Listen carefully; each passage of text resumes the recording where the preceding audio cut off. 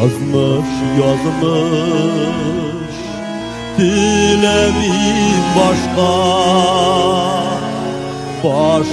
bir şeyden min üzeceğimine ayırma mine tuğan ilimden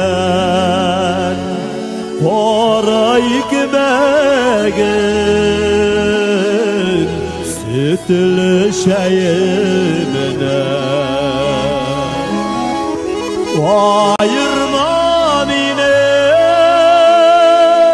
tuğan ilimden para ekmeğin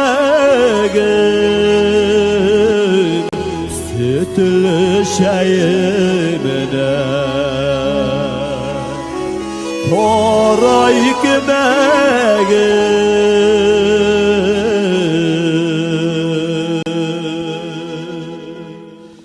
sütlü şeyimine